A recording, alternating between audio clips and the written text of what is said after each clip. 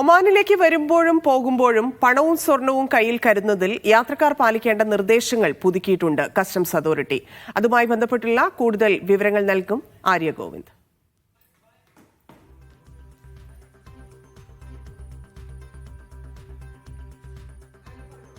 നന്ദി ധന്യ.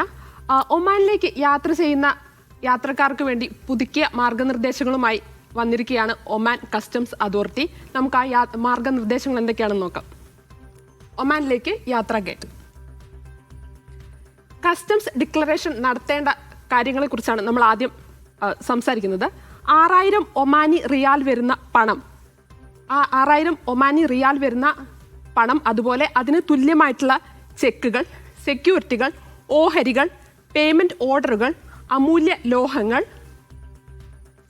സ്വർണം, വജ്രം, അമൂല്യ കല്ലുകൾ, മറ്റ് 6000 റിയാലിന് തുല്യമായ മറ്റ് കറൻസികൾ എന്നിവയുണ്ടെങ്കിൽ നമ്മൾ തീർച്ചയായും കസ്റ്റംസ് ഡിക്ലറേഷൻ നടത്തണം.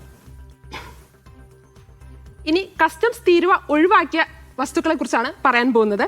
വീഡിയോ ക്യാമറ, സംഗീതോപകരണങ്ങൾ, മൊബൈൽ ഫോണുകൾ, ടിവിയും റിസീവറും, ബേബി സ്ട്രോളറുകൾ, ഭിന്നശേഷിക്കാരുടെ കസേരകളും സ്ട്രോളറുകളും, കമ്പ്യൂട്ടർ, മൊബൈൽ പ്രിന്ററുകൾ, തുണികൾ, ആഭരണങ്ങൾ, സ്പോർട്സ് ഉപകരണങ്ങൾ, മരുന്നുകൾ എല്ലാം കസ്റ്റംസ് തീരുവ ഒഴിവാക്കിയ വസ്തുക്കളാണ്. ഇതെല്ലാം വ്യക്തിഗത ഉപയോഗത്തിനുള്ളവയാണെങ്കിൽ. ഇനി ബന്ധപ്പെട്ട അധികാരികളിൽ നിന്ന് അനുമതി വാങ്ങി നമ്മൾ കൊണ്ടുപോകുന്ന വസ്തുക്കളെ കുറിച്ചാണ് ഇനി പറയുന്നത്. മരുന്നുകൾ, ഡ്രഗ്, മെഡിക്കൽ മെഷീനുകൾ, ജീവനുള്ള മൃഗങ്ങൾ, സസ്യങ്ങൾ, വളങ്ങൾ, കീടനാശിനികൾ,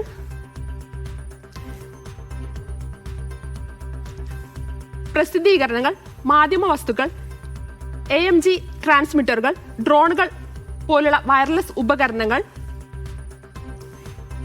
സൗന്ദര്യവർദ്ധക വ്യക്തിഗത സംരക്ഷണത്തിനുള്ള വസ്തുക്കൾ എന്നിവയ്ക്കെല്ലാം നമ്മൾ ബന്ധപ്പെട്ട അധികാരികളിൽ നിന്നും തീർച്ചയായും അനുമതി വാങ്ങിയിരിക്കണം. കയറ്റുമതിയും ഇറക്കുമതിയും നിരോധിച്ച വസ്തുക്കളെ കുറിച്ചാണ് ഇനി പറയാൻ പോകുന്നത്. എല്ലാ തരത്തിലുമുള്ള ആയുധങ്ങൾ, ലഹരി വസ്തുക്കൾ, സ്ഫോടക വസ്തുക്കൾ, ആയുധങ്ങളുടെ മാതൃകയിലുള്ള കളിപ്പാട്ടങ്ങൾ, സൈനിക യൂണിഫോമിന് സമാനമായ വസ്ത്രം, ആനക്കൊമ്പ് എന്നിവ നമുക്ക് യാതൊരു തരത്തിലും കയറ്റുമതി ചെയ്യാനോ മറ്റു കാര്യങ്ങൾക്കോ സാധിക്കുന്നതല്ല. നിയമം ലംഘിച്ചാൽ കനത്ത പിഴയുമായാണ് ഒമാൻ കസ്റ്റംസ് അതോറിറ്റി വന്നിരിക്കുന്നത്. കള്ളപ്പണം വെളുപ്പിക്കൽ വിരുദ്ധ നിയമപ്രകാരം യാത്രക്കാർ വിവരങ്ങൾ നൽകുന്നതിൽ വീഴ്ച വരുത്തിയാൽ 3 വർഷം വരെ തടവും 10,000 റിയാലിൽ കൂടാത്ത പിഴയും തീർച്ചയായും നിയമം തെറ്റിക്കുന്നവർക്ക് ലഭിക്കുന്നതാണ്.